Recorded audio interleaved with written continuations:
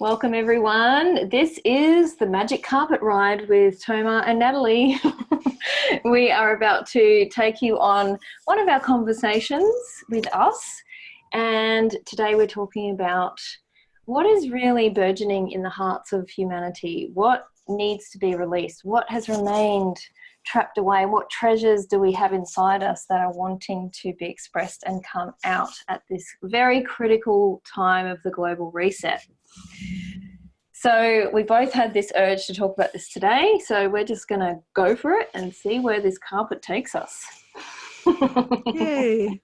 So you described it really beautifully before, Toma, about how we're at a time where the treasures that we've had inside us, I call it the purity of love that we've had inside of us, it's not been safe to release that before now, but something has shifted where it is now time for us to open up and show our true selves, what has been dormant, lying inside us for so long. So how do you describe that you're seeing? The first thing I want to say is that as you're talking in this introductory visioning, I just started to see the image of doors opening, doors opening, doors opening. Mm-hmm. And like flying open. And many doors on many levels, many different aspects. You know, what's happening now because of the crisis the world is in, is there many resets happen. Well, a total reset, a global, as you say, but global, not just in the sense of planetary global, but universal global. You know, it's like the entirety of the structure of our lives going forward is being reset, even though it may not be evident immediately. The results may take a while. The doors are opening, nonetheless. The doors are opening on so many levels of our consciousness, of the structures, of what people are aware of the awakening that's happening. These doors are opening in people's minds, right? Mm-hmm. It's the opening of consciousness. Woo! Yeah. And, you know, as I was saying before to you, that is going to be happening on different levels. So those of us who are already light workers, already aware of our mission, already somewhat awake, we're being activated. And that's where that inner treasure comes in. But this ripples down all the way down, all the many, many, many levels, all the stairs on the staircase of humanity. At each level, people are going to be awakening to their next level of consciousness, to their next realization that something is not the way it's supposed to be in this world, putting some of the pieces together. So that's like, I just cannot, like, I'm just seeing hundreds and thousands of doors flying open in all these different ways. So that treasure thing, the thing about the treasure, my guides, I did a channeling the other day, and so I was starting to talk about this. I was starting to talk about how the timing, you know, if anyone has been waiting for a long time in this lifetime, wondering, do I really have a role to play? Do I really have a contribution to make? Oh, I just feel some stirring inside. I feel this longing. Maybe I even feel some knowing, but it's not clear yet, or I don't have the courage, or I need permission. I don't feel safe, or who am I to think that I have something important to add to the world? All these many, many reasons, and these are like the doorways that have been closed in our consciousness, in our emotional and psychological structures. No, you can't. No, who do you think you are? No, it's not safe. No, do you remember what happened the last lifetime, in the 300 lifetimes before then? Yep. And we all carry these memories, right? So we are carrying with us, not just from this life, but from eternity, from however long it's been that we've been visiting this planet with a desire to bring liberation and beauty and enlightenment. we've been carrying a treasure deep within. The way my guides described it, it was like a closed treasure chest, you know, like in one of those pirate movies, a closed chest, a treasure chest. And inside, it's full of jewels, rubies and opals and pearls and sapphires and emeralds, and each one is glowing with this lustrous emanation of these glowing colors. And we've been just carrying this inside, protecting it, because we knew or we felt that it wasn't safe. It wasn't time yet. And really the way it feels to us as a human is, I won't be safe. I won't be safe. Either they're going to kill me again, or everyone is going to laugh at me, mock me. You know, if nothing else, we're sensitive beings, and we've been hurt a lot. People who are sensitive just carry a lot of wounding from this lifetime, because it's not, you know, it's not easy. And so therefore it's been more expedient to keep all that treasure locked inside, concealed, hoping that maybe someday I would find the right people, the right place, the right time when it would feel safe, because I know that I'm never going to be fulfilled until I'm allowed to, I allow myself to open that treasure chest. And so what is within, it is purity, it is love, it is the essence of the individual. Each soul carries your own particular beautiful frequency that's unique. It's unique, and it's the jewels and the colors, those are what you have brought. So the guides were simply saying, it's time, it's time, it's time. You have come this long way to finally arrive on the shore of the new world, the new reality that you are here to help create. And how are you going to help create it? By opening your treasure chest, of course. That's all you have to do. That's all you have to do. Even if you do it, and here's the interesting thing, even if you do it privately, it's not as though you have to stand on a stage in front of 1,000 people, you know, suddenly being courageous enough to project some message or teaching or beauty out into the world. It could be something you do within the complete privacy of your own sanctuary, of your own inner sanctuary. But the fact that you are radiating and calling to you whatever you need to allow that energy to emerge, it is going to have a profound effect on the world, not just the people you know, on the world, because we do not recognize how powerful we are. Amen. That's beautiful. And I love that it's no coincidence that it is called a treasure chest, because it is the heart.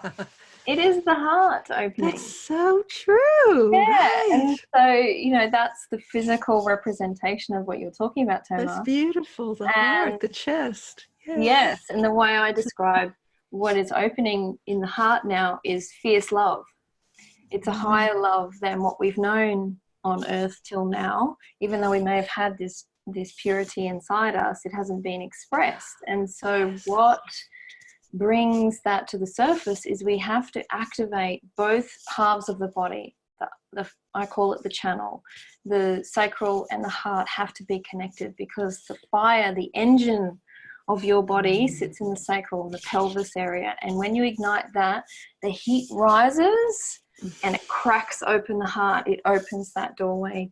The treasure chest opens up. And so this is the higher love that we're moving towards. It is fierce love, and it's protective love. It's protective of ourselves and what is important to us, what we care about. Absolutely. Yeah. Absolutely.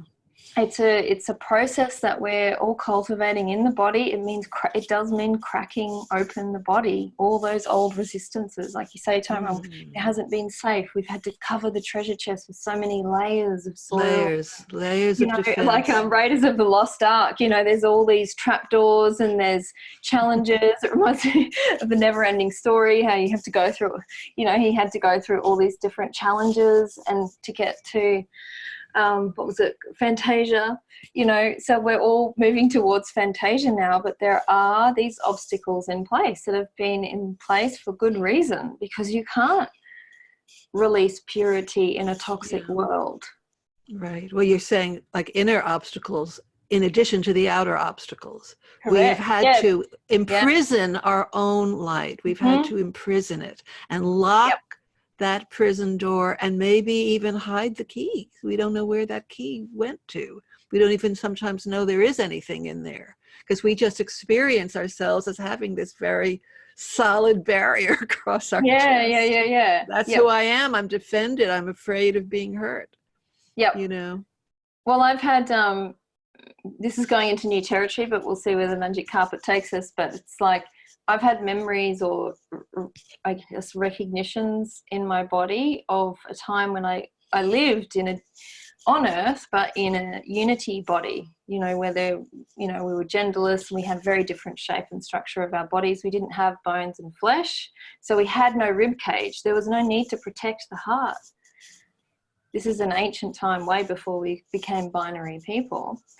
And so that is so symbolic in itself. The rib cage protects the heart. Why do we need a cage around the heart? Why do we actually need that? Because it's been dangerous to open the heart and share freely in this world. But we have had other experiences of not having to have that protection, and I believe that we're moving back. We're going in that direction again. So you're fusing layers like the physical and the energetic, because in fact, even if we have in our current form physical skeletal structures that we need in our current manifestation here on the planet, we don't need the energetic barriers, except when we do. We actually need to have possession of the mastery to know when we need to shut and put up a protective layer, and when we are free to open. We have to have the freedom of choice. We have to have discretion over when we expose our light, when we mindfully take care of ourselves and our boundaries.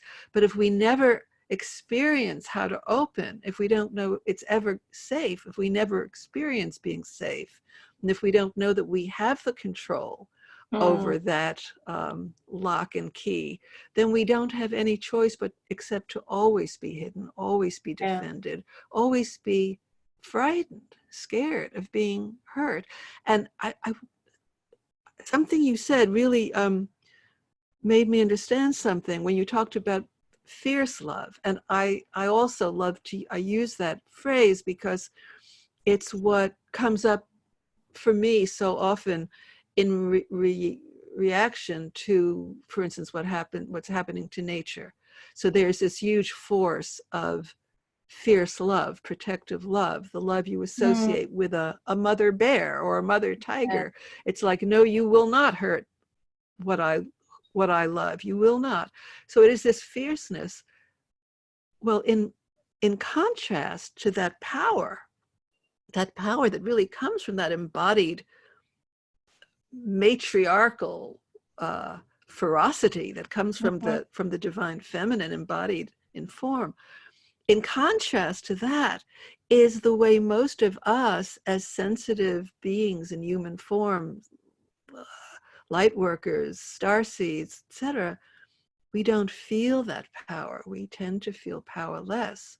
We tend to feel very, very vulnerable because we're in a world which is so much denser and has a lot of aggressive energy, and we've been trodden underfoot already in our lives and in our past lives. So we don't feel that we're the strong ones. We feel, there's some kind of brutal force out there, and I'm this little fragile flower, you know, is going to be trampled down by some boot. And we don't, it's like this complete inverse of fierce love, what you're talking about, which is the combination of love and power, not just love and vulnerability. Yeah. Yes. Even though that beauty, that light in the heart is, that purity, you could say, is vulnerable. It is vulnerable. But that's not all we are. That's exactly right. That's the fierceness or the self-protection that comes in. And, you know, you can see that we have lost that on Earth, which is why, you know, horrible things happen to the children here. And, you know, our environment, our natural environment is in peril because we've had that protective instinct switched off. But when it rises, we really stand for the things we care about, and we will not allow that to happen anymore. And this is what is rising in people. So yes, fierceness all the way, that's what it means. It means your protective instinct is alive and well, and you start to feel alive. You know, people have basically been walking around, especially people who are addicted to technology and other things, you know, alcohol, anything that deadens your energy or sensitivity, walking around sort of half dead, zombies. And where's the aliveness? It comes from that fierce fire. Well, you know, I think from what I see and experience, I think a lot of people have given up.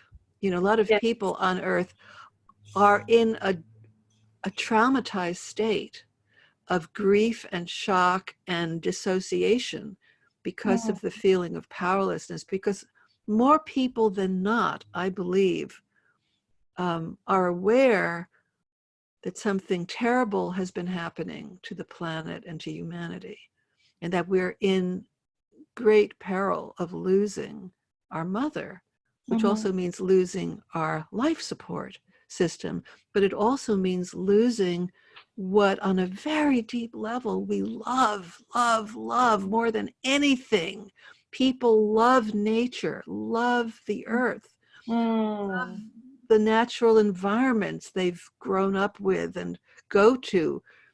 You know, that's what people seek out so much, is to be in the beauty of nature, because they might not know how to articulate what it is really arousing in them, but it's arousing a deep soul connection.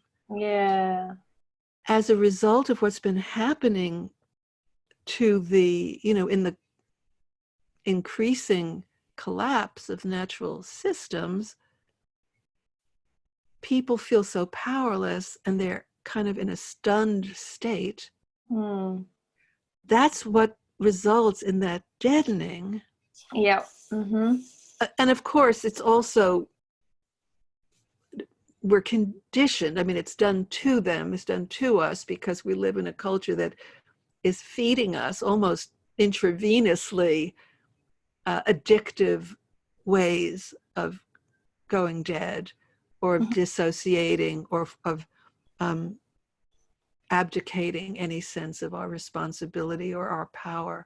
So in contrast to that grief-stricken, traumatized state that I think so many people are in, consciously or unconsciously, in contrast to that, there is also the opportunity that some people are also living in of, I'm going to be the protector of what I love.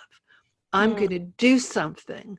I am not going to just lie down and let it happen over me, not on my watch. And that's where you're talking about this aliveness and this sense of purpose and power and energy, which often happens in emergencies, in wartime. Yeah. I think, you know, the crisis we're in now is in a similar way going to be galvanizing people to a sense of, no, I am not going to go back to that old normal. No. Now we see how we've been crippled by that. And we've allowed it to happen on our watch. Why? Absolutely. That's it. The uprising. The The uprising uprising. of the fire. Yeah, the fierce love. So I wanted to talk about what you were saying about the key that unlocks the treasure chest, because that's really important, because my experience of the key is that the key is not something that we necessarily have. What unlocks our treasure chest is other people, special Mm. people in our lives. I call them people in the same frequency as us, you know, people who hold the same frequency of love as us, like you and I. You unlock things in me, you open me up, because we have that resonance together. And so when we do something like a video, like there is a very vital alchemical energy that's created because we both unlock something in each other. We open each other's treasure chests, That's which is a it's beautiful thing. synergistic. That's Yeah. it is, but it's a Mhm. beautiful way, it's a beautiful application of that metaphor, which I hadn't thought of. It's Yeah, yeah. absolutely true that there is this synergistic alchemical kind of reaction, like a chemical reaction that Hmm. happens. It's an alchemical reaction. Yep, It's very totally. true. And so, Yeah. you know, you'll know there's certain people in your life that you have that with. It's like a chemistry, some kind, that aliveness where something is created when you're together. It's a really natural co-creation. And so, of Yes. course, to open the treasure chest, we have to open to each other. That is what opening the heart is about Mm. now. It is not just, oh, how am I going to figure this out? You know, how am I That's going to open my brilliant, treasure chest? Natalie. Yes, being with certain people who unlock that in you, and it is a beautiful thing. Like, I really cherish that about our connection that we have. And so, you know, Me look for those too. people, be sensitive Yeah. to, oh, what's really going on here? Does something open when I'm with this person? Maybe your treasure chest. Treasure chest. You know, when you Yeah. when you say that, it makes me realize that um, this is what many people cherish in when you find some teacher who really has this ability to bypass your defenses and touch your heart, open your heart. Yeah, yeah. And it could be that it is a transmission from someone who has a higher level of consciousness or is, bringing something through. And it could take many forms. I know I've experienced it in different forms, listening, watching, or Mhm. being in the presence of certain teachers, and then what happens when you're in a group with a teacher that is resonant with you, that you are resonant with, um, is that together there's a field that's created which starts to open these portals in Mhm. yourself. And this Mhm. can happen in different ways. So, I mean, I think there's so much of so much that has been evolving on the earth plane in recent decades, especially. I mean, there have always been spiritual paths, lineages, and teachings, and incredible teachers, but more and more and more is of a diverse nature is coming through, where it's more is being unlocked, more is being opened. These portals to higher consciousness are being opened. So, although you're putting the emphasis on personal connections, I can see this is happening also in many fields. It's like a field phenomenon that's Mhm. happening, and like each person who is a teacher or a coordinator of a group of any kind that has any potency, and of course not every person of that type will be a match for you, for me, but that's why there are so many, because there are so many facets, so many different aspects and frequencies that are needed, these lenses. For instance, right now, in the past, it was more typical that spiritual teachers would be male and would be people who had ascended through the hierarchy of some tradition. Mhm. Now there are many, many women who are embodying a divine feminine frequency. And there are people who are doing things, like we're doing with channeling higher energies and higher consciousness. And it's just like this cornucopia has poured out, is continually pouring out onto the earth now. And it has to do also with all the light that is coming in, and the many, many beings of light who are rushing in to support us and to align with this transformation that is trying to happen on earth. It is happening on earth. So it's like a multiple, multi-dimensional and multiplicitous kind of collaboration. It's a collaboration on so many levels and in so many aspects. So there's like you and me and this kind of connection, but then there's also, people who I just cherish to watch their videos or listen to them. And I'm so grateful. I'm just so grateful. And it's one of the reasons why it is safer now. It's safer because we're not the oddballs and the weirdos and, the person to be shunned or persecuted. It's not like that anymore. Well, I think that's what the frequency matches of like you and me finding each other and going, oh, it's actually safe to open my chest because I'm with someone like me.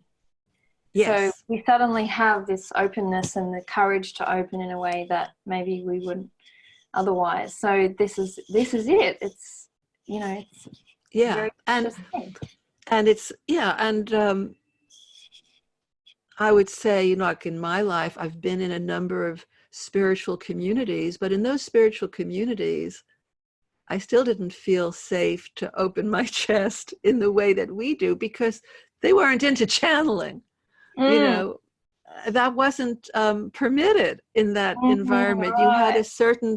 You had certain guidelines that you had to adhere to. So just because I benefited a lot, I learned a lot, and I deepened, but it still wasn't my people. It wasn't my energy.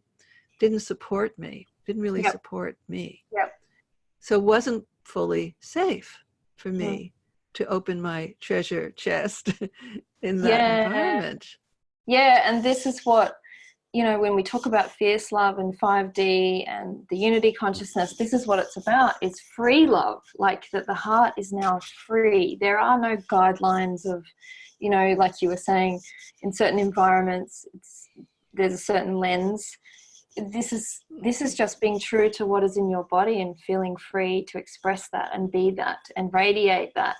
And so we don't have those parameters in our relationship, you and me, because it's just naturally there. We feel free with each other, which is why we go on a magic carpet ride every time we talk, and we never know where we're going to end up because of that freedom that opens up for both of us. It's a beautiful thing. Yeah, it's a beautiful thing. Yes. So how do people open their treasure chests? How do they feel more safe to do this? Because it is time now. We are being called, and there may be sometimes pain or resistance to opening because it's scary new territory. Like you said at the start, Tomar, we have memories in our bodies of when this went wrong before, or when it was shut down, put it mildly. Put it mildly, exactly. So our bodies remember that, and it's been passed down in our lineages. That fear of I can't open again. No way. I am in complete lockdown. Yeah. So it compounds with each generation, and the ones of us who are alive now, it's compounded in us. And so, what are we going to do about that? Yeah. When you were saying that, I was thinking, well, yes, so there's the past life memories that I think we all have, sometimes not consciously, but we all have this reaction to so many light workers are just afraid of being visible. Why are you afraid of being visible? Well, because I might get killed. That's why. Yeah, exactly. Why do you think that? Nothing major. Yeah. And so on the one hand, there's this sort of buried cellular memory from past lives. So, and also, as I say, even if it didn't happen to you personally, it's soaked into the earth you're standing on. It's like it happened century after century after century after century. So according to who you are in a kind of spiritual lineage. In that respect, you're part of that persecuted, those legions of light workers. Mm-hmm. On the other hand, there's people that, most of us have been born into probably somewhat conventional families who, just wanted us to get a good job, work in corporate, get a corporate job, Natalie. Get married, have kids, follow right. the formula, will you? Right. So we have that also like oppressing us. Like, I can't I got to make sure my family doesn't know what I'm doing, or, there's still that, depending on who we have around us, who might be, like people who don't want to post things on Facebook because their family members might see it. Yeah. So there's that on a very kind of pedestrian level. But what the first thing that occurs to me when you're asking, like, well, how do we find the key, or how do we find the people, or the circumstance? What excites me is kind of what I was saying, like this cornucopia that's opened. The first thing, okay, I've got it. It's very easy. Of course, easy, snap.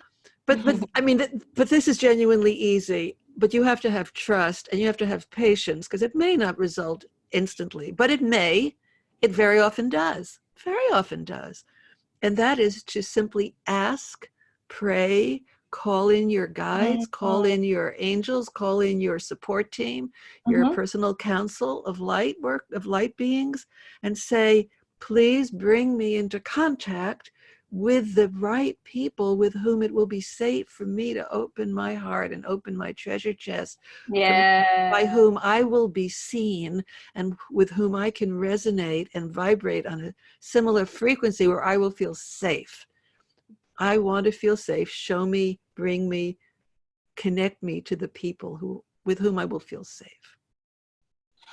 Start with that. Very amazing. Yes, absolutely. Just ask to be shown who the people are. Call them in. And the clearer you get in your center and your fierce love, and opening up to that, and having the desire to do that rather than being in fear of it, you will naturally attract them. You become a magnet for it. Yes. So step number one, my first thought was ask for help. Help is there, by the way. Help is there. And if I've heard it once, I've heard it 1,000 times, that these helpers, we need to ask them, because they cannot override our free will, and that's a law.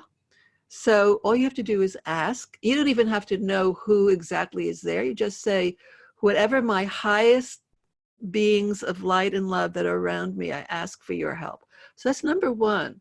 But then number two and number three. Number two is to put that message right here in your heart. Imagine a golden sun in your heart that is radiating light beams out, and it is broadcasting this message, like, I'm asking to connect to my tribe, my soul family. I am wishing and willing and ready to open my gifts and contribute, but I need support. I cannot do it on my own, alone. So I am sending out the message vibrationally to the right people who will feel it. And then just keep doing that every day, reinforcing it. Picture yourself as a lighthouse, beaming it out from your crown chakra, as well as from the sun in your heart. And then number three, there's a tremendous power in making decrees or declarations. And you can simply align with your own power and say, it is fierce. It's fierce when you make a decree. And you can just affirm with all the power in your being, I am ready to bring my light out into the world. And I call those to me who are my kinfolk, my spiritual family. Let's do it. I'm ready. I'm ready to connect with you. I'm ready to find you. Yes, that's so awesome. The way you said that too. You just made the decree, Thomas. So look out. But that's how you make a decree. I just demoed it. That's how you make a decree. You must be fearless and Yes. fierce and powerful and Mm-hmm. believe that you are holding the scepter of power in your hand that anoints you with the ability Yeah. to make effective decrees. You do not need anyone's permission. You have it. You are a sovereign soul. That's all it takes. That's really powerful. So I want to add to what you're saying. And this is for people who don't know, who don't normally call, who don't know who to call on. Like you said, you know, what I say is I call on all light beings who love me unconditionally, all beings who love me unconditionally. And I say it 3 times because who knows who they are? You know, if you call on just your ancestors, well, you'll just get your ancestors. If you call on, you know, whoever you could call on your angels, you just get your angels. Right. Exactly. Right? So call on all beings who love you unconditionally. That's a very powerful statement. That's beautiful. That's truly beautiful. And I also sometimes say I call on the highest level of beings of light and love who are surrounding me. Yes. Yes. Beautiful. The highest level, the highest frequency of light and love. Yep. And for people who want to really, like you said, that feeling that fierceness in your heart and really claiming that, something that I teach people in the Golden Warrior activations is sparking the energy in your sacral area, in your body, so that the fire can rise and open the heart and heat the heart. The heart needs to be warm if you want to express this fierce love. The heat actually helps your love energy to move. It's love in motion. Warmth expands. Warmth expands, and so it naturally expands like the sun, you know, so it becomes self-combusting. And how do you do that? How do you spark that? So what I teach people, because your spark in your sacral, the lower part of your body, is your deep desire. It's what you want. It is for you. In the heart, it is about what is good for all. That's the co-creation aspect. So when you marry the two, what you want and what is good for all, that is when you're in true co-creation, because you're co-creating two parts of your soul. That's brilliant. So you've got to spark your own desire. And to spark any fire, it takes friction, like a flint.